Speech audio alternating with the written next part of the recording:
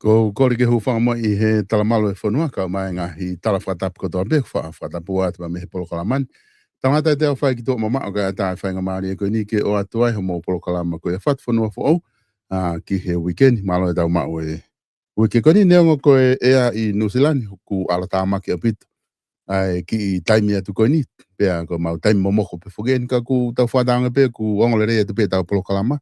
Ka tiki motol po whea whetu ke lawa o whanongoa pe mamata iai ai prokalamani a tāpe mare o ku o te taitai le rei me te tai lotu mawhana ka tiki motol koto pe. Whewhia whoke whainga maari e koni ke o te taitai le rei ki he whawhawhonga koia tōna whitu Paula Piveni Piukala. Ke mau whainga maari e ke whahoko tau prokalama pe mo whai whamama koni ke ngai isi u koia ku hoko I tonga piveni. Malo ta mau e whewhini. peveha ke tu go ya tongana ki he ahoni. Malo pisolo pa malo ma fenga mali. Pero kore te pege o fanga te be fatapo. Ko i alpege ki momoko ange fonua. Ko toki tu tapo mai. Pai begi fa machine e foi tai malo lo ni. E o yo lo tole fo ke ka janga pa ka kai a bita. No ko lo fani. Koi. Lele fo ke ka janga ni konferensi ba hanga na ki mai ba mo ke hela la ka. Ka ke tak mai pe solo la hi pe u isiu ke fai e whakatala noa na whemo i kina wite ospea whare alea he mone te he hanga awek tokanga ki te ute gone ai hopo goni he isiu goni a pita hapat pa mai koristo tuku u whae mone te ana tu grava whai rea te ku whakatu o ke whamau o polisi Ako whamau polisi whakawai ma whai kene TT7 pe unga e whakamooni o mai ki whamauanga ke awe hopo ke he whamau Ka o wharoa te whakatō kai ke whiunga e whamooni o mai. O toki ui he moni te. Ai koe tu ko ia e piveni ko hange koe whakatala no ko ke whai ki he whamau koe ni pu amana ke whahoko koe hopo. Ai rewa ka pau e auratu ke moni te kune pehe e ia koe ke whiunga hange koe whakatu ku ke whai. Pe te ne lawa pe ia he ono mawhai koe whamau i whamau polisi ke ne whakangata hopo ko ia. Pe ka pau rewa te ne pehe ku whiunga pe ai rewa ko pau ke hoko a te hopo ia ki whamau ngalahi O ia. Ai koe ne tūia koe taimini. O kuia e mawhai he whamauanga polisi. Ke ne titemin. Ai koe whirea koe ngau e koe he lau. Ke ne titemin pe whiunga. Ai whakamoni. Ke ne pass on ki he koe ki mua e u case pe ni u whai hopo ia. Ai a koe preliminary trial. Whai hopo ia ui whamoni pa toki. Mahi noi pa toki avi. Koe taimi nea ku whahu pepa pe. Ai a koe pepa koe nai o mai pa moe allocation nai whai. Moe lau mau i o whahu mai a koe ni. Ai mga tōnga e ku whakatō. Ai koe, nai ui koe he whamaanga polisi ki mua. Te kai whuke o mai e whai lopa mai nau. Mon bene ki matolu. O koe ne advice e whamau ki o alo lau pa toki o anga e whakatō whakaukau. Wai hai whakaukau e hopo. Ane toki lawa tua ne nai o whahu. O ki kolosi lewa o whai ki tāpulu le whuke whiau tāpulu e uke heila lai uka hau. Tō lai kau wholau o mai minu sila mai mea serelia. Oku iho o lau koe u mea koe ni nai o atu ke alpo wakai ki ai. Kai toki whakahu ko o whotu ko he ahoni nai te ai hari riu ho whakaukau i he kakano ko ia o e whakailo ku whahoka te koe o si ho lau pe oku ke whakahu pe koe o koe ke hakesia ke whahawakai ki ai. E o ke i tū tatau pe position ni he koe. He koe issue e koe ni ne kai ke whaiaka no whakamalohi pe koe. Pe ko ha bribe pe ko ha whakairifia i po. Nei whai pe he whakatala noa. In good faith, he kono moni taha e maungai whatongia ki a voite. O sange ai mea pe lahiange mau ki ke pule anga pe mai whai i koe taha he. He koe parents considerations. Nei whai pe he loto. O hanga maari ne ke pe ke fa ka whakaukau ka very transparent now albo race issue e whamawanga se mai no aki whai whetutaki e whamau ke kauloia nei kai ke pehe ki. Eu alo kola hako sote hata. Koi. Kai ka ko ke se ko ya to ki o ku e fa ma anga ko tu ko i e fu fe ma ki ta fu ta no la ki. Ka wa ko hange ko ke position ko ye yo ko ke ta ta Kit. but there's no case to answer. Koi. Koe tu fuki tai ni mi mahino mai na ta ki tala no be foki ki he paanga ko ia na e ke i ko ia e he kautaha ko ia hono o hake ko he whare area ha mo whemea ki na o hake ia e he minister ko ia o e tanak tuku hau i he na whemea aki ko ia pe mo e paremia malolo pa ni o hake ai mo ua ko ni paanga fitu po ni ua miliona na e whai ai press conference e ahoni pena ki i toi ki mahino ange information na i tuku mai e he paremia o e aho na ona po FATUFONUA na ne hanga o mai ai ki pui tu ki timeline o ngawe na ne behe ko e ngawe ko ni na fra mo oni a hongo fulo September wa fe wanima tahiva o Januari na fa kakato ai ala rea pau me ka utaha Australia ke na fa hoko supervise ko ngawe aho maas mo epelele ta uni na nau toki filiai subcontract kene whakahoko mea kui koe construction design e hala whakawakawa. Pea kunau amanaki pe e to kakato ngā oi koe aki September. Aia koe ki whai timeline nia mahu inga ina e hanga e he pare mea o mai. Pena ne pehe rema koe he time koe na e sign nia koe a contract i koe ni. Na e ua e mea na e kai ke kakato ai. Ulaki na e te ke kakato e area ke kere kere. Pea ua, na e te ki whakakato ke kumi haka au taha, ke ne whai ai construction design koi ia o e halawhakawakawa. Ka koe ngana e ulaki. I ku whakau hinga tiko ki ai ku hinga, na e mua hono sign i ona ka au taha langa, ka tike ke whakakato e umea koe na e taton ke mua e umea koe kere kere mo construction design e halawhakawakawa. Mo hako ka au taha langa na e taton ke tok whika tol, whika whaa mai hene tuu. Ko ngā whoki he toki whakakato nā tolu ko whiutare kau tahai, mo nā tohi mo ua mai nā tolu rewa e ke pure anga ai paanga koe ni.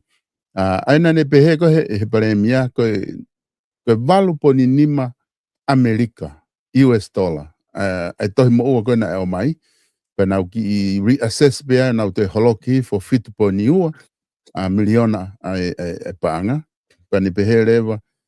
O koe pe e nau o kunau pou lahe pito ki he hala whakawakawa. O kunau na kaui he nau ahe te au e nau whenga ki whakakato.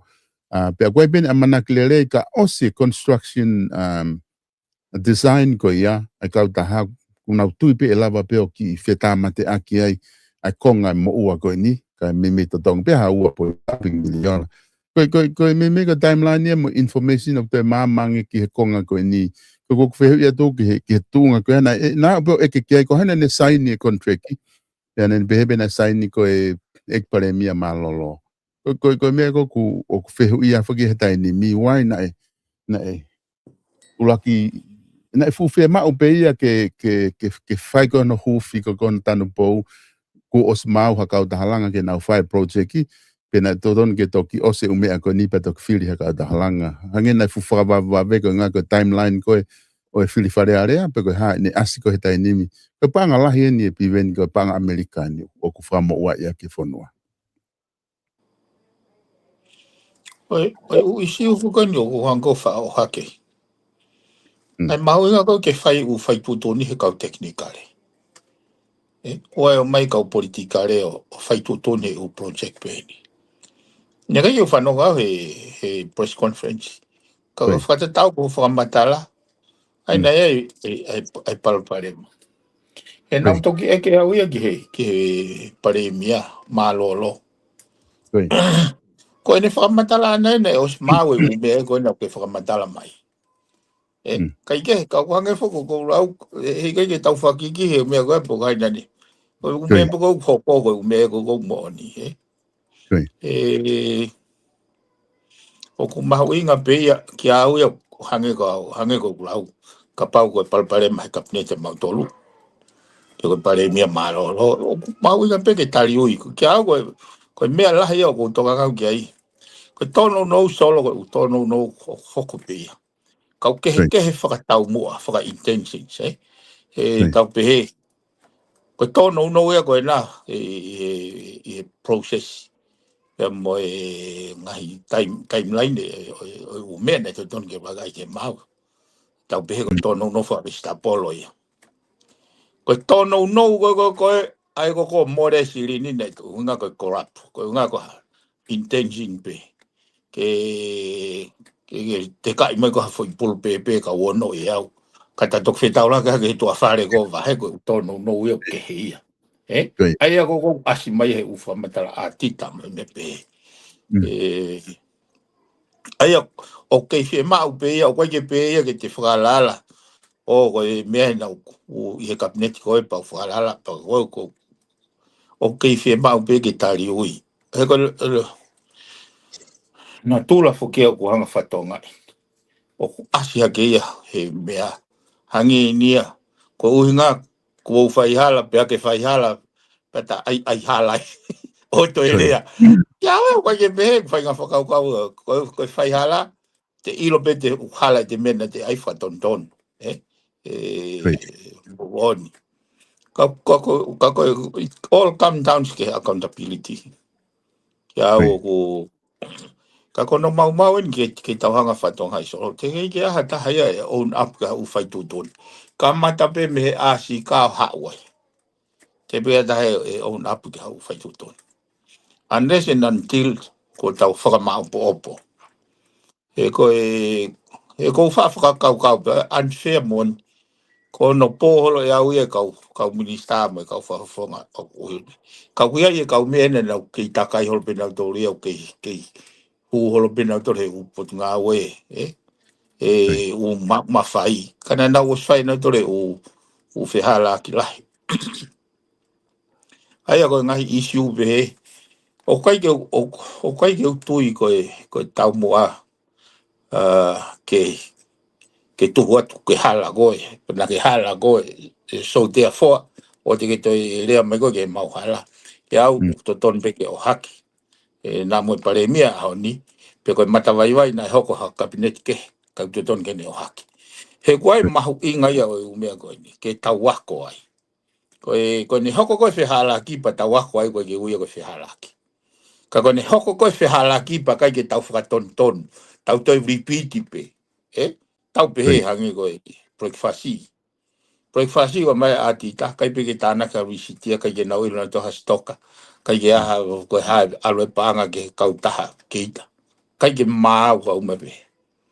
Ai to tonu ke hu mai ko ni he foi pachet ko ni to ton ke o te asi mai pe mahino leva hoko u fihala ko tawa ko ai pe ka pa leva ko ke tawa ko ai ka te ri o ke mahino leva ko intention ni mindset ni tau mo pe hepe ke fe ngoi pe ka te ka ka ta ai ko ke o ha ke pe he ke au mahu inga ke tau ko huinga pe o haka u issue ke hoko ko haako anga ke whakarere ke kao. Nā ngai si hon. Koe issue whaketahana mea kia na whehui ki he ekparemia. Na taki ka matatara no pe whakena ke o hake pe na ke race pe issue koe ni whika aki mo wafu. Langa wafu. Na tariki ai paremia ne pehe ke manatu I foki kakai whonua. Koe paanga pe ua miliona na ave koe ke whai ake langa wafu tolu. Pe tāna ki rewa he Port Authority paanga 5 kilo. O tāna ki rewa ia ua miliona 5 kilo. Ke ave ke langa ake wafu tolu ka wai ai wafu koe no muka. Ai foki o ne pehe koe wafu koe ni kuinsalo tēna ono noa miliona ia. So koe ua po ni 5 miliona koe ni ke langa wafu tolu. O ko os mahino pe ia te ia pe ta whakau ke ai koe whanki project I iki pe ia. Koe whanki langa wafu pe ke tau mai kia whanki waka iki. Pena asi pe ia I he ne whau koe wafu. Na ke kia ngahi uka mea lalaha ia ke ni hanga malu I wafu. He ka pau te tau ririu tau tolu ia I he wafu ko osilanga. o te keri ke loloto ke lava tau ke ai o tuanga o whāmanga hi wakalalahi. E holo ua fuia ki tahi na kai ke whau ia I hono palani ke tau anga wakalalahi. Pea mo aspe ia ki patset ko o na ai ua poni ni ma. Ka koku uhinga whake ku whatala noa ki ai he ku he ka ngahi isi uia ku whai kia tala noa pea ku pe neongo pe koi hae e piveni mahino pe ke kakai whanua. Ka koloa pe ka nau tolu ia ke ata mai ki tu o ke mai e whakamatala ke nau ilo I ko hamena e palo pare mai ko hamena na e 1.5 miliona pe ko tau wivi pe ia pe ko pe na lahi ka kwa na ave ka me ke ka ai pe ki wafsisi e ko nga foku hanu foke ka inga ko ni no muka na pe he ko na makatu unga na fe ma wafu na tol ke lava tau mai ke solova ho na palo pare ma foka folau ke lava ha pe vakalahi o tau ka na hopo honga tonu pe ki ai ka o te nau te o mai o puna ke he waka I ki pato yo ai piven ka isi wena e o hake I he press conference whika wa ko ia pe moe paloparema ko ia talangai I he langa wafu I ki ai aku hange ku whatonu ia ki poto ape ko paanga pena e mau pena e tau mua pe ke he funky waka I ki nai kai ki whatau mua e ki ngai fuwakalalahi. Again, solo ko me ta tau pe ko whatano kai. Ko ke atakitua. Ko ke tala noa he funga te pire he mama. Ko mau ia ai kainga. Ko anga e nau mau. Ko ha waf. O ke malawai umea ko nau ke whamatala.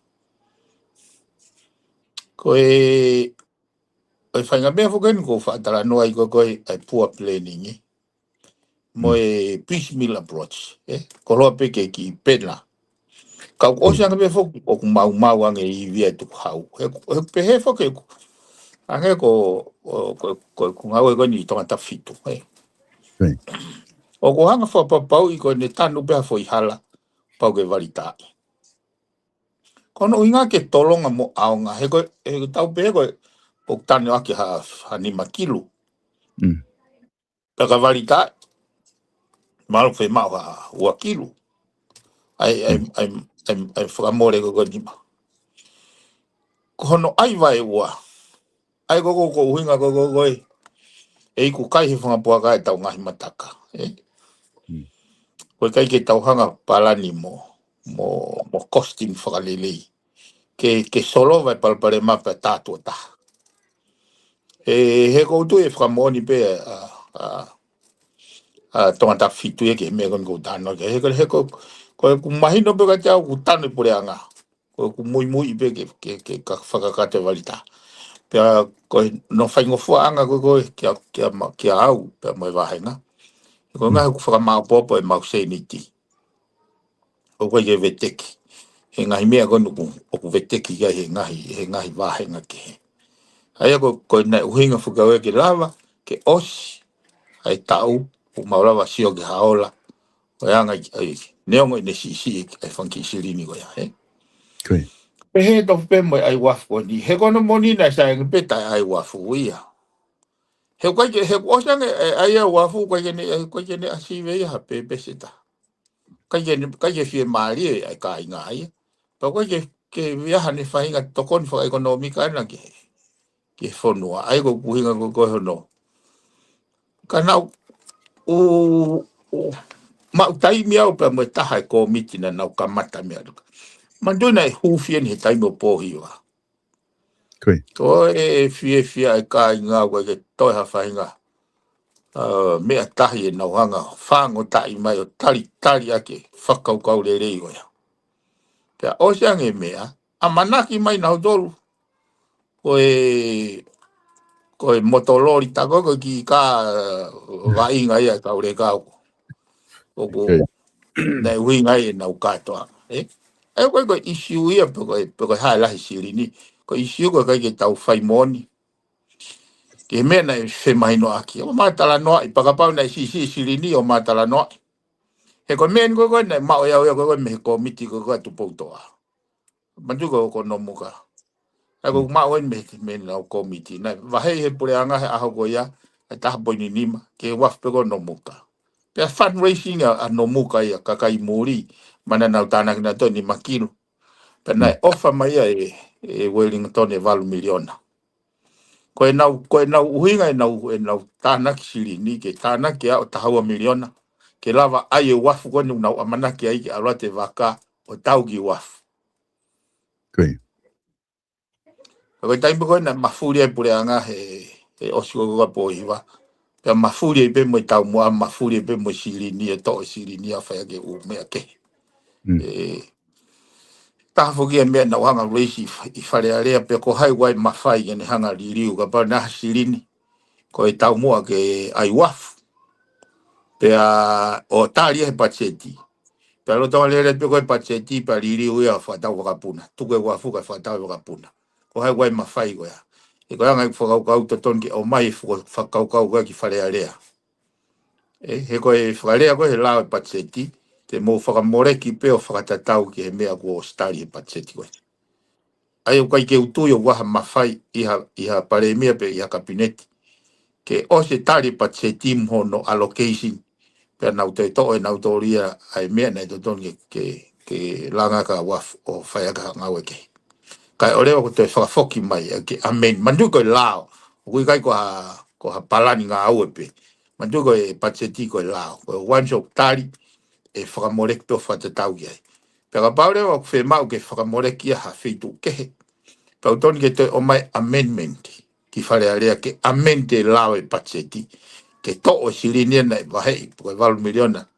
Koe 4 miliona na o si wahei ke. Ke wafu. O whakatu mai ke whakatawa ke ha whakapuna I lulu tai. Uhinga pehe. Hei kai ke nau tafoki hake pe. Kai aha whakatu mai hane. Tau hange koe sipoti. Hange koe sipoti. O kai ko ha mea e ke nau tafoki hake pe. Na kai aha ai te mia he. He lao e patseti ko koe tau koe ya. Ke o whahapiti ke sipoti. O wari meu na wala no tō piti. Wheu I rewa, tō ia me sirini mei whe. He nega ia whakatu mai. Ke whai umea koe. Ai koe palani ngā oe, moi costing e ngā oe. O ko mai whatahe he patseti. Winga pe solo.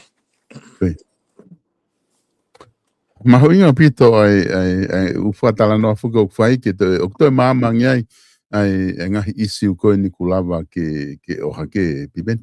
Koe taha whoke ai whakauka ko tui mahala koe mea koe ni ke he wafu hange koe ko ke whamatala mai pea moe a koe whamatala koe e he paremia o e ahoni. Nepe he ko kakato kato e whanki I wafu ia koe ni nai langa. Ai a koe mea ke he rewai isi u ke he ia ke whakalahi te tauto ke hoko atu ai hange koe ia na ke pehe ke kainga ko no muka mo nau palani a nau tolu na nau sio nau toke nau whinga ke tahaua miliona ke lava o awhia te wakalalahi o no o pehe ki heu ke taulanga koe ia o no muka. Kage, ko ti mahalo e toki, ko nitu ko ni koe ke hoko whoke mea ia koe ia. Pe ko ti mahalo toka ange peha pure anga te nau toki o mai o whakakato. Ai sifie mau ko ia ai kainga ko o no muka I pive. Ia pa koutui solo koe isiu lahi e mea koe ni. Koe no whakawhi e ni awhio. Ke katoa ngai hono birthday. Aki hono huwhi wafu koe. Ai kou sio koe foi palpare mai a. O toi ki loloto ako. He kono inga mauna amanaki moe ni awhio ke amanaki koe ni a pirinis ki karauni ke koe nau amanaki koe wafu koe na aina koko na amanaki kai inga. Kana amana to ai ki toi wofu. Pea ave, kai ko kuhinga poini pehe pea kuia. Ai mahu inga koe ke tau whai moni. He ko mea maarie, ko pehe pe ko mea maarie. Hono hake isiu I whare area. Ke lava e whaha interventions. Ki mua, o toki au ke foi. Tau pe koe foi whakamaa. Pe koe foi whakaori. Pe koe hae foi. Amanaki atu ha whakatautaua te wakako I pehe. E ne awhioko e hifo. E koe tala noa koe wai foi konga koe foi rem koe. Ke hiri at kai tāpune waka. E wafu. Oku mahai ape. O mahai mai ai fu ko ngai ko ya ke wa mai ke loloto ai ko nai fo ka mai puna e vaka ke hiri fu maka pa tok tui fo rem ke buafu something went wrong somewhere ka ko ngai ko glau me mari hono me pango pego hange fo ko glau e hoko tai pala ni tai fai mo ne u langa nga we ke he hole kakai he o ku whanonga ke pe kau whola ua maina fe hanu aki na nau mai ko amanaki mai ke oki ki nomuka ke huwhi nau mantui fok solo ko nomu ka ko feitu e nei whakamau po ke tautahi so fe piki kaki au pito ai tautahi a mi wawau ki hapai i nomuka ai a ko uta mai tautahi mi wawau hapai o hao kemi mai ki nomuka ka nau toki a teki mai ki tongani ku lolo te historia no muka mai ngai ai no foi e fono ka ko ku hinga fu ke ku lau amanaki na to ko wa fueni toki o hake pe ai fa matala ko ki wa fu ki wa to tai pe ke mai fangi tingi e fangi vaka to tai fangi po pao tau ki ai kai na ke hinga ai ka ko poini fo ko kai ke ai ke mahino he kai nga pe mo ngai o ngai na ko tu ya ka pa na ilo ko ki ya ko wa pe te na ko ki chevia te ta po ni milion na ko na ke tau ka mau ka tau fenga ke he ko ngai ko ya no ke he na ne tu mo ne tai wa fu ai ko nga pe ke whakau he nuko mai he kau kau whanau poka ma ko whakau e taha he nuko mai e lio ti ai peha ki ai peha he tu he dynamic ai peha waf AI ke hanga pe aspe video AI ke unga ko hanga pe ngari tawa ta fu wakalahi ki ai mo whakalata ia pe tato sio atu ki ai tawa te fu wakaka ko waf AI pakapa i kai pe ai ha whainga waka ko hanga ko me hiki ko ulori lava pe alo si pe tu wange pe alo lolo abito ape tu mai me lolo to tu wange mai ki me pe toki de le mare ki me re ko fai mai ai e ka pase se mai me ke nga ko kakato fo ke wa fu he dai nim ka ai ka to fa feinga ka wa flahi toki fa ka ke tu adi ha ki fa ita fa ke ta ka ko hange ko lau fo ki ko me pango pe ko nga na e ha re ha ni afio pe mo ka venga na fa ka venga ki ai ka ki o ki ka venga ko ai piven ko tu fo ke dai ni piven ko a ko ka venga fo ke ku vakai ki ai na o ha ke i he pe ku talanga i he dai ni ka kai na sio ko kamata ke mahino i he ka kai dai ni ha mo tu unga ko i fare area au kamata ke nau mahino i mea ko vote of no confidence na ko dina ke o si ha ko ia o mai ho where you stand he lere me kone polo kalama he osi kone fili puli anga fo o me mea anga na ke osi hanga peko o mai ki mua ai whakau kau o ko lere atu ko en hitai ni mi PFF ko ki te tui ko ki he vote of no confidence ke whakahoko he o ku huinga na ke o mai fo ke ta polo kalama ki mua o kai ke malava puli anga ia o aho ke staple e nau ngā we ko ngā ko iai fo imea ko vote of ko te pe ke ta tukuna to ki to ka huta tolo hoko atu me pe ka ko ngā ki lahi no tālanga i pena o hake pe mo whakau kau tatau i ki he paremia he press conference pe ko ke whakau kau ki mo tolo ko whare area ki he uesia ku whai he vote of no confidence ko ke lava i pure anga ia dai ni mo staple ai pure anga na tari pe me pe paremia ne tari pe he ko na staple pure anga ia he pure ko ni monarchy taimi ko ya ko tau diri ko ke more democratic o ku pure re va to la hi pe ko me ben te tawa o malanga ke tau fai ka venga ko ya piveni vote of no confidence o ku te o hake te lahi da ni no o hake pe ke to tonu ke whakakau mo ia i he tau lao ke whai e wakai ko ia pe ku toki ai pe haki mea ke toki ka hau ke hatu unga koe pa toki ngā ue aki ka ue teu pe ku sika dai ni mea maha ko si ai hani ia ko si ene na dolke lau mahina pena to kai whakaukau ke whaha vote of no confidence. Oia, ka kui kai ko no vote of no confidence pe fe mau ke revisit, ke relooked. Aia ko ku kau ai pe mo fo nga fili, kau ai pe mo vahe I ki. Pe a kapau o ku kai ke loto ai hou ki ke hinga whakarerei ko ni. Pa ko pau lewa ke whaitara no ai ke whakapāti. Ke ne provide stability kon go lau. Ko ku tui fo ki solo I he kuangoni e ku ko e fo I tala noa loa. Ai tunga ke tau whetukutuku ai me he tunga ko tau iai ke tau whakamindset ke tau unu ke tau langa ha whanua festival yes he koe kono etien koe ola ni tau whiri ka whaiak pe tau mausia ka koe mea koko mahu ingai koe ke tālanga I siu he whunga te pire ke lava ka kai o ako. Ai ko kuhinga kuia ko tui koe ngai foi process koe ni. Ngai foi mafuri mai koe ni. Ko ha whaunga bea ki ta wako ai. Kai lava ke whakapoto I tau whakakau ke whiri. Koe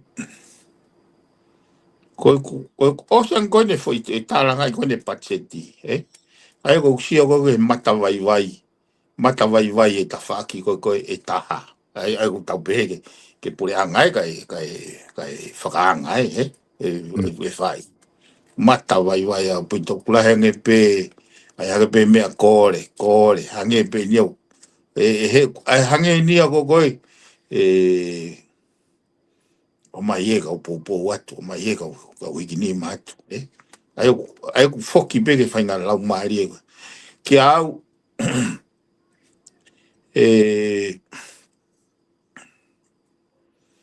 Ki au na ege ufotua he ko si ka pau au ka ye moulava he fale he se fale alea me pare mia o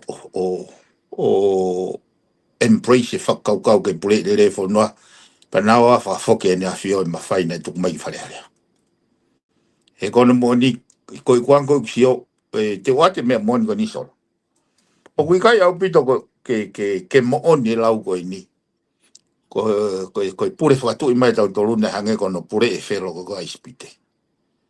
Peko satamu ko Iraki. O kui kai au pito ki au koi tui nai la venga monu ia ai whanuani he mama na makehe ia tupo ulaki. Pea me iai ne hanga whakatu ngahi ka venga ke ata ki tua ke pure I rei ke tari ui I he konistu done. Koe whiri a kau minista ke kai nau mui iai koe issue ke heia. Ka ne kai ke utui koe intention ai ne a whio ke ne whatutu hanga I mea ke rere a whanua nei peko ngahi langa ngau nei tau mua ke ne hanga whakamamahi e kakai. Kai kia hau tui pehe. Aia ki au o koe ai foi leadership crisis ia hoko he ngai au. Tako tui koe a koe ki he iwi koe foi rea koe resilient solo.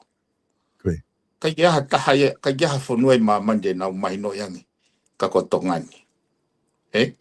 Ka tau tala noa ki he ngahi ata mo ngahi ki whakaukau mea koe resilient.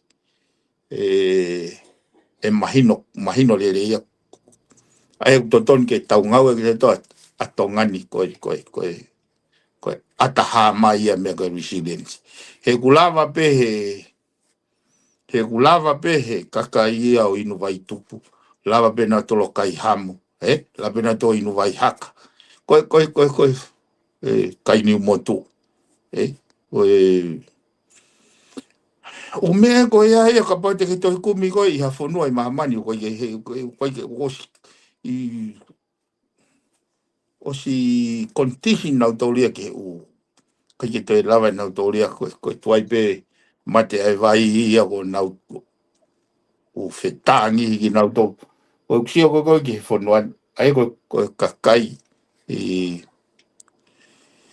pana ke fatonga hi fonai ai hanga he ki kautonga i kukailani o hiki fata e ne afio ai ko kuinga o to ton ki ngau au ngā ki he kautake fonuani ai whainga resilient mai whainga laupis eiki o mako ho tau whahinga kakai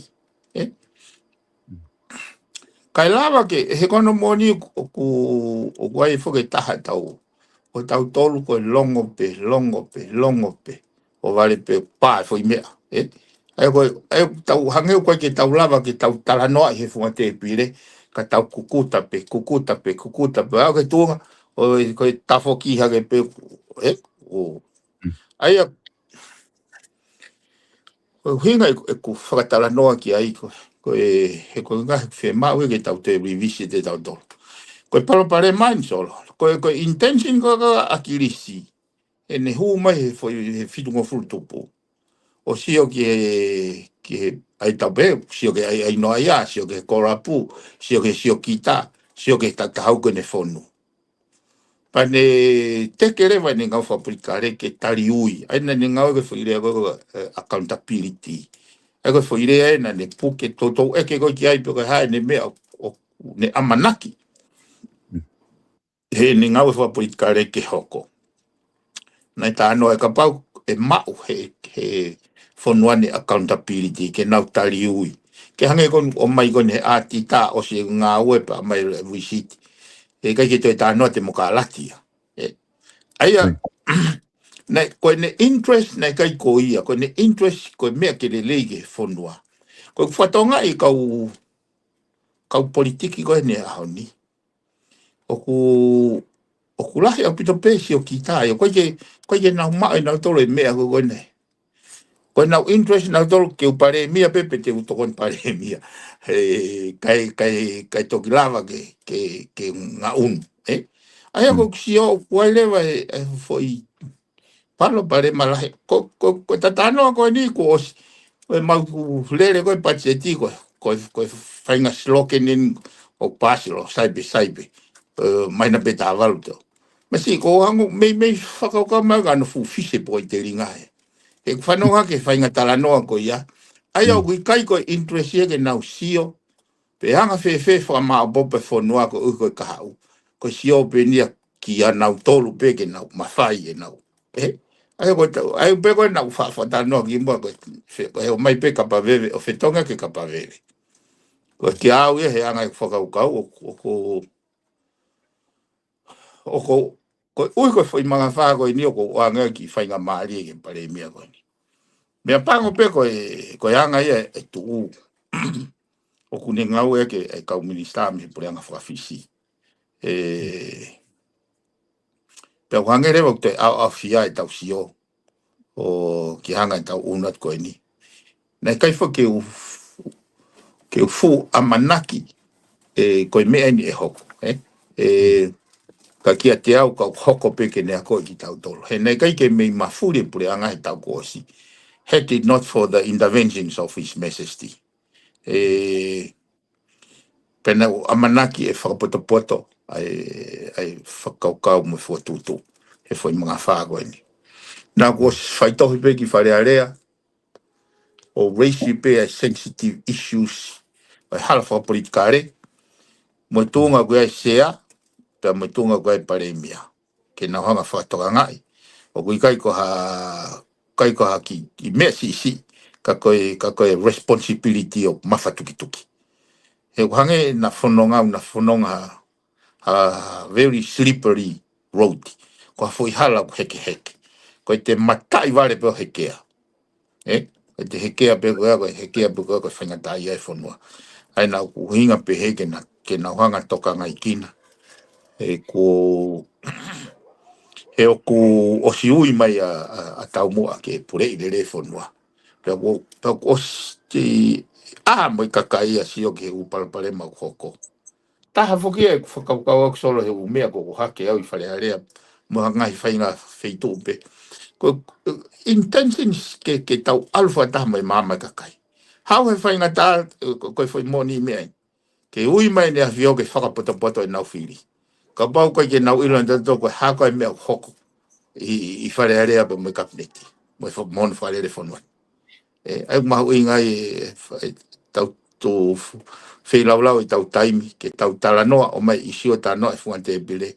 He māma. Ke tau unu whakataha pe moi māma e kakai. Kiha langa whanua e tolonga motula. Ka ngai whakauka. Mahino pito piveni ai whakaukau i he isiu ko i kuwhai gei e whatalanoa. Ka koe unga kata taimi ki taki hoko an mo wai whehu i hene o eke mai he taha koe ni ki i whehu i atu mua ko i ngā pe o kua hamau ki ai. Koe whehu ko ni o pehe ko ki i hanga mo ki sio ki whehu. Ia ko whehu i o koe pehe mai koe pe koe mo oni o kua hamau nai o sifili ai minister malolo postei pero CEO malolo e lulutai ke ne hoko ko CEO o e Tonga Airport Limited. So ko foi fehu e nei toni ko hake press conference ani nei. Nei o haki. Ikai. Koia oku na was te whanongo holope kau te ke ka mana tui foko pau ke alwe mea koia ke kapneti. Ai ko tui ka pau ne kai ke announce ani nai tau te ke mo oni ai whamatala koia. Okay. Kau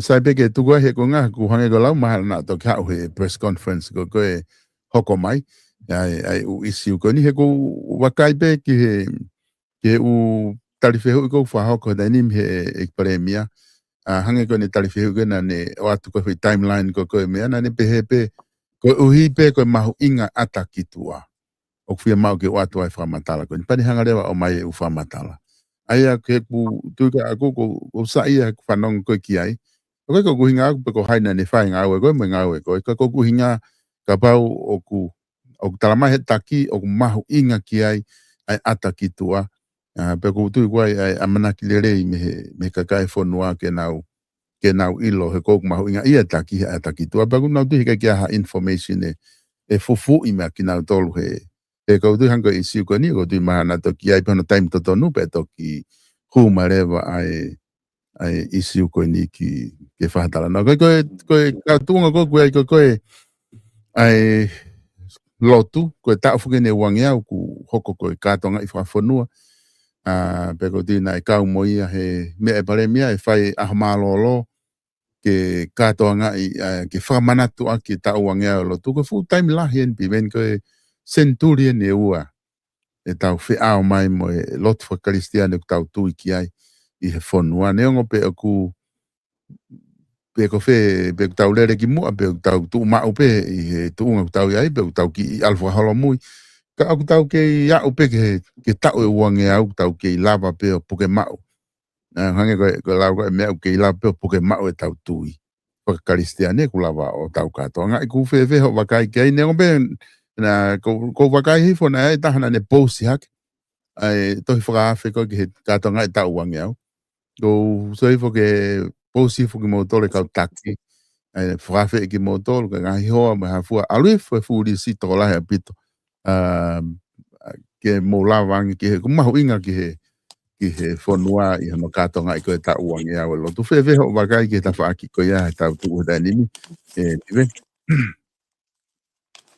Ono moni ona ko tapua ke lo tu ko ke tai ke lava ia fatata ua he winga ko he kapau na ke tali tu po urake ai hake mai lo tu mo be e fainga fononga fonwani te kapau o ke lolo to pesio ki ta he ta ua ka lo tu fe kapau ne ke tali lo tu e wa ke e lo tu ko ta no ko e foso ko ga hapai e hanga ko ka weni sinia franga i ko kai he tahi e tapa ki lalo ko foso apa ko ko fa tau kapo ko ai kapau ko kai na tahi he ai fo so a fe ka pa na kai ya fo so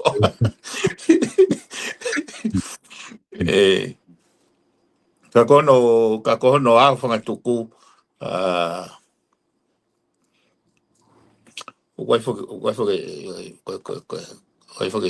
himi pa bai tupu pe monu ya po tu te au ga sisu hange hango e na ono ngahi I ono harvesti ene hege yo ko e lotu ia te ia pe monu ngahi ka ka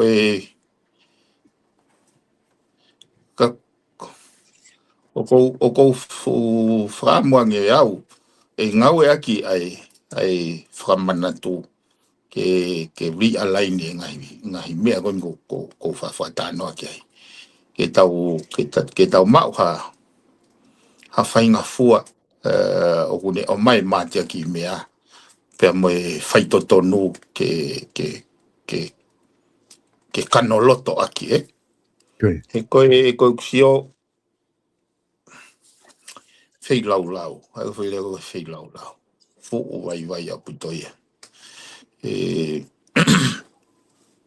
ko kusio koe ki he tala noa vai kau whai kau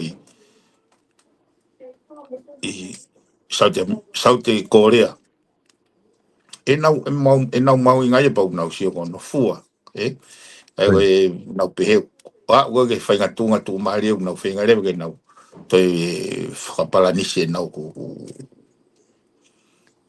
nau mo ui ke I lava peo whakatonton ke ngahi principal values e lotu o kou fia peo ia solo he kusio he manga whaago ni mana tu whakatou tangata alo te tau tangata ngalo te ia nau tau ria mea nei hoko koe hao tau tangata whou e hao na tau wai nau whainga whakau ko ngalo mea koe pa nau alu na tau he ka hoko ai no kātonga te au ni manoe ko ni sūtone kātonga e tauangi au hoko he foi taimi ko ui mai nea fioke pure I lelei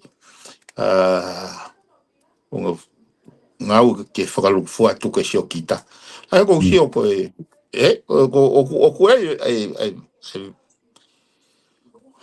ko ai pe ai mesi mo la venga monu e fonuani e sio ke hoko pe ai taimi pe mono me e kai ke ko pau pe ke tau fe ao pe mo masiva fe ao pe mo palo pare ma e taimi go toa kako sio ko ne hoko ko umea ko ke ne ako I tau tolu ko pehe ko tapu akia ke tawako e tau ngai fiala ke ko iri tawako pa tau improve anga continuously improve anga mindset society e fu ilonga pito pe e tatahau ko ne fonu kako tui ko mea pena ko ola peia o tai tokanga o tau tai tokanga ke funky me ki pa hangi tau afe o hangi hoko pe ko anga maini ka ko whakawhiawhia pe te sio ko sio ko ke tau lalaka palaleri ko I mamani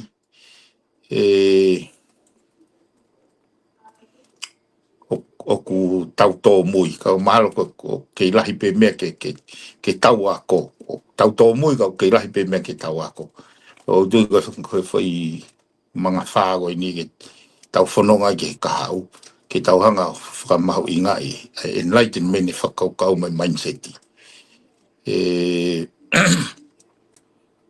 hei kai ke te liriu tau whonga whiri ka pai kai ke mamai ka kai whiri mindset ke umea koko moe mahu inga e nau whilau ko sia o lahi e whainga mindset ia ai to'o ko ai hala whaingo fua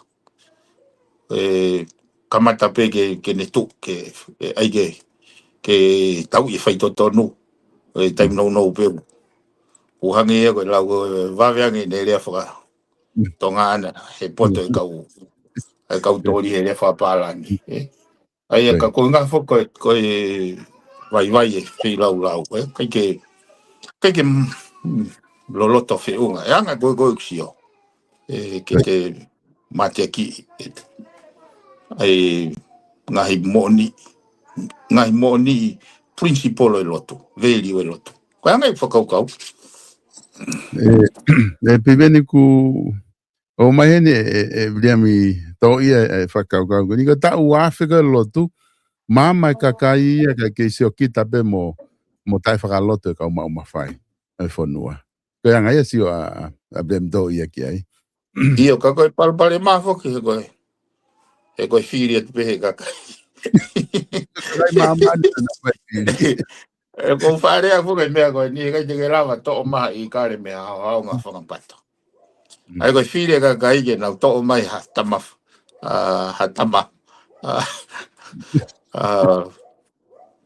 whilau mo whai te tonu ke tataki nau tolu mea hao ngā o ha ka kai whakapiko e ko kutano koe ni e solo ai sio koe ke mea koe mindset whakawhitu. Ko tonga ta whitu. O ke he pe ho nau natu la. Ko whatano fuke hange ko taimu koe na le kawa I tolo. Ne hake pe nau tolo tāna ki miliona. O lihe vehu. O kai ka hafu. Ai ko kuinga koe whainga la loto mateaki mai whainga. Koe konseti koe whainga pānga a tele. Me tatau. Aia o kumahu inga. Pako taimu koe nau koe toi whiri koe he te miwa. Simple be whakalea koe osi loto au. Ko osi ai koe na ngau e ko osi talo ngau. Ka pau koe ke mo maari e ai tu kau ki tua. Ai kuhinga pe. Ai aku mahu inga e kusio ke alwhakataha mama I kakai pia mai tau kautaki. He koe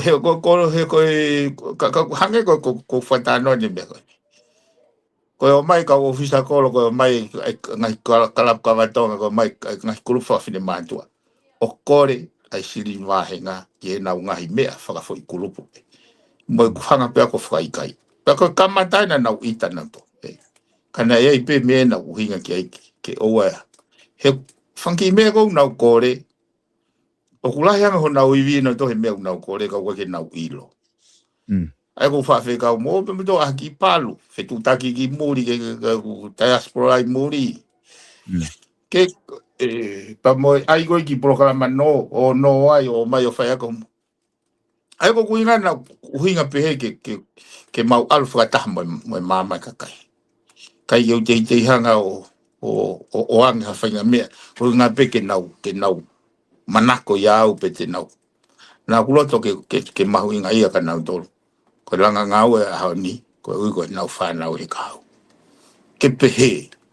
Ai ko whainga whakaukau ia ko nofo ai. Ke tau alfa taha mo mama kakai ka lava tolonga mo tulo ai tau. Ko pau ke te whakamore taimi. Ko taki polokalam ko ni.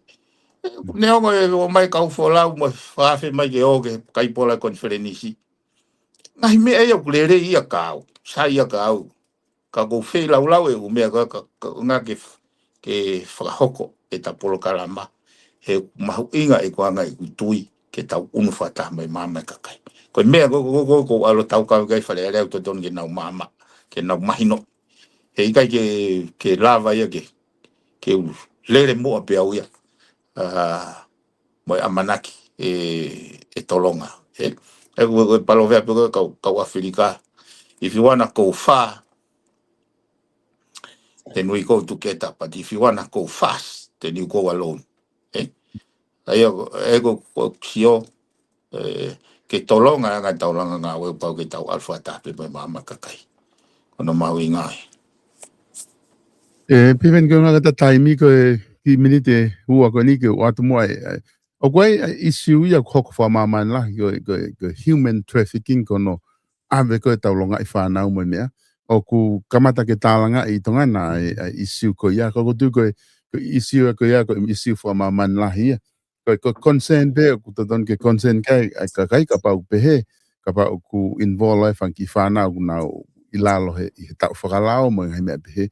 Ka ku kamata ke whaihano tālanga I ona, pe ko hakulupu o ku nau hanga o whai mea ko ia ka koe ke mahino ke ngahi mātua au nau pehe ku ai whanau whiwhine ku o ave ki nau tole ngahi area ke nau o ki se aina o maari ai mo nau no fwai pe koe ke work at heni I pe nau foki mai wa matala hano ngai uhinga kakau whai pe foki ia ngari mea pe foki ia ka tau whakau ko se aina ka aku wai pe taimenia pe mai mata mo alu ki nusila ku mea ha mo ui pe te mo ki a seria ka ku ka koe ke uhinga ka koe unga koe tahane issue kamata kono tālanga I he tau media sosiale pe o ku whakahoko hen pe ku ilo ko akia I ngahi mātua pe I kai ki ngahi mea koe ni ku whakahoko me he wahenga koe ni mahalo pe he whetu koe ni hahake o ku kamata I hono e nau wholau pe koe ke ola lelei ka koe ku eke pe akuia o ku iai ha whahenga syndicate pe hei tongana mahina trucks ia o ku ai hono syndicate ono whamaman lahe ku ai ha whahenga mea pe hei mo ui tongana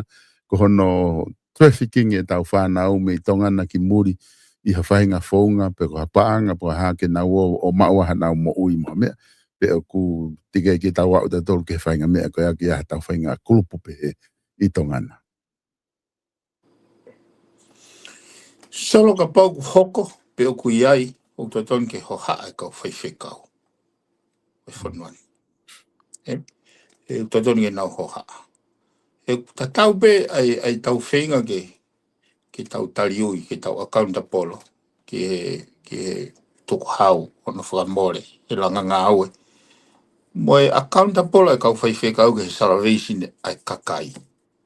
E kai ngā lotu. Te a akaunta polo ki ai.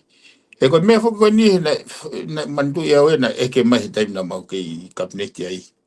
Ai lahi kai haa. E koe utari aku na hanga tono a pito peia. O mou pehe ko whehe ongo whare. E kua pe ai ongo whare o kau mea mama. Whare ako pe mo whare lotu. Ko whehe ongo whare. O ku vai ai society. O tupunga I vai society koe.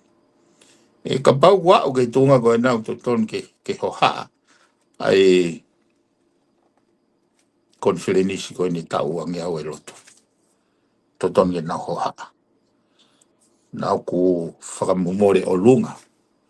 E ki au ko kai ki tau mana tui koa crutch koe values o society tonga. Koe whanau, koe family. E koe mea ko tui e koe ai mauinga koe whanonga mo mama kakai. He koe tau mo'i o koe ki tau mo'i. Koe ke tau entirely I whaekonomika pe whakakomesiali. O whakcommunity. Neo mo I pe mea ka pau aluha ki tō taha I haki I kolo. O ko silo ka tō pehe ki kolo. Paka alo toko ua, alo toko tolu. O stonu ke o mai ai umea ko ia he society o tala noari. He koe mea inu maari solo. O keila e kautaha koe ne SPPT. Na nahone toria o to'o ai foi stati na fai he World Bank ko ADB. O whekau aki moyanga e nofo whaka society Pasifiki. O ngau e ke nau microfinancing. Pea koe nau no o ku nau no whakakurupu pe. Pea ku nau responsible. Ai ka pau e kai ke lava tō taha he kulupu o taha ne no. E taha I he tonga kulupu. Ila au ke aho neongo pesete tolu nima e nau interest. Te ke hopo ai panke ai SPPT mo taha e community. Ai kono uinga he unau capitalize he foi elito o nofo whaka society whaka community ai kakai e Pasifiki. He ko mea ko niu hoko e fisha moa mo. Koe tau tala noa pe ko kamata ke break up e u whaipa mo u kahoki mo u kiato mo u mea beni he angai no for society. Na koe totoni e ho hae kau takilo tūpe me kau whaiwhikau kia. Piveni ko tui mahalo ko te ta ngata e ta polokalama e ahon, ko ngā ko ta taimi, ko tui peo ku whiunga e ngai whamama ko ni ngai kawenga ke heke kulawa ke oatu ke whaimea hea whamama, hao wakai ki ai. Apawe te ahamea ku taomia ku ke loto ke whakakato ake, ata toki mawahe whiawhini. Mahalo whiunga bea solo, mahalo e mau whiunga maari e talere he whiawhini. E lava ke u ki i mono wholawa to no whaire ku mea koni ke hopo. Ka lava ke takai sa meri awa kai haki fui waine e long weekend i kono no whamanate tau. Ako whakatoa ko whakamaloa te pia solo ke kakai ke he nau whau mai mei muri. O mai e petala monu mo e pou ke ngau e whai. Ka tau te kape he koutui e mama pe. O whatsoro. Malo pito piveni, tala monu atu ke whatongia pia, o whatu piveni ta toksi e hui kahau. O whatsoro. Whamalo te kainga i he lawa koe ke moukau mai tau polokala mai whiawhini, FATUFONUA pou pia mo ana paula piveni piukala. Alawa ke whakakata whatongia koia ki he polokalama o e whiawhini tau toki hoko atu pe i he taim tatau o wike kahau pe mo ki mo tolu i ha whatara noa ki ai. Taim tatau pe ko whiawhia ke whamalo atu pe ki he ngahi kau sponsor ko tope mo ke mauiwi hano tokonia tau ngahi polokalama ko whahako neonga koe ngahi polokalama pau pe ni kulawa ke mau ke whainga maari ke o atu ka ku whamalo lahi atu ki he tak mo abe tau South Pacific Loans i he tokoni ko toa be o kulawa ke nau whai.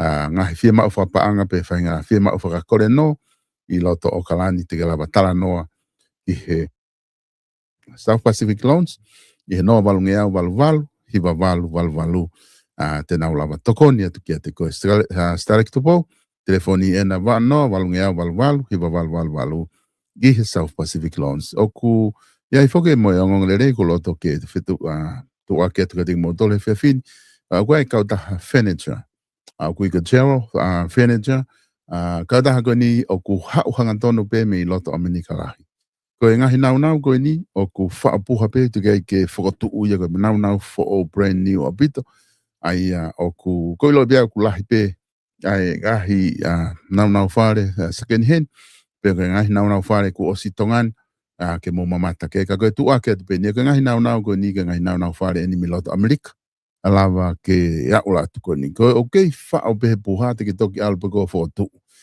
koe ngahi mohenga ke ki ngata ngahi mohenga kehe pe na te tu uta te nau container hono ua i he ahoni ka koe ngā koe aha malolo koe ia apongpongi ko tu e toki tuange container hono ua i he moni te pua tu site koe weke kahau oku o si ai ka pau ko tui ka pau ke whakasio holo ke ngahi kātoanga ho anga ho whanau pe ko kātoanga maari pe ko birthday ta uata pe ko whemau ke upgrade ho whare ke ngahi fuu te pile whakano pōni koe na mo ui i he luxury te ke lava se ko ngahi fu te pile koe na te ke maua tuia me Gerald furniture ai koe whika telefoni na o e kautahani o ku asia tu pe ko ia i screen te ke lava fitu ta ke walu fitu noa walu ni matolu pe ko tolu noa tolu wafa o ku kehe pe lahi au pito a ngahi nau ke tori mo whiri e mana tu i koe nau ko ni o ku te eki ke kumone lau koe mea kei mile mila i atu ono o atu te eki ke heka hataha ia ki ai pe whakauri he mea lere ko ia pe koe ahana whainga ko whao pehe puha hanga tonu ke loto container alo atu. Ko ata ngahi ata kona ke sio ke ko mea pena o ku maua. Unau whenga ke whakotu i halalo ai ngahi nau ke ai pe haki mea display ke sio ai ka kono whakatoa te ke lava pe ko mamatai. Ko ai pe nau pe se Facebooka o i pe ka Gerald furniture ko di te ke lava o mamatai ki he lahi taha ko ia o ngahi mea koe maua tu mea i koe mo nau wha mo nau clearance te ke lawa o maua tu me te ki nau tolu ke ki ngatai te ke lava mamata ki he se ko pe ngahi pala price hena ko atu pe mo ngahi mea o kuna pe he ko time eni ke whakatau ai ngahi koloa ko ia kai ke te fie mau ke tatau ho mohenga mo sea mo te brekai mo sea o hato eta i tongana ke ko kautaha ena te ke mau me ai ene fo ou pe mo ene hau mi loto Amerika kai ke te tatau mo hato e feitu ke ilo pe whahenga nau whare mo whahenga koloa Amerika kai ke te tatau mo haweitu mo Amerika lahi o a ua tu pe ia ki tongana kai ke te hela e whainga ki ai i he tiro Peneja i halalo i he figa telefoniko ena o kulava ke o atu. Fu mohenga ko ena mono seti ka pau te ke mau ia tuku i holoto whare oi. Walu fitu noa, walu ni matolu, pika tolu noa, tolu a wha. Fitu taki ai, o wai bena ngā special, ko wai bena hi whaunga, ke nau o atu. Oku, talamai ke teo e he kautahani ko e nau, o nau malawa peke whawhetongi aki hakoloa whakatonga. Ka pau oku ke ko ngā tū pe taha koe ke nau tari, mo silo pe ngā tū ka pau e whenga ki whafolau ki Amerika, ka tua no whafolau, lava pe ke painga palapare ma wawe hoko ki ai.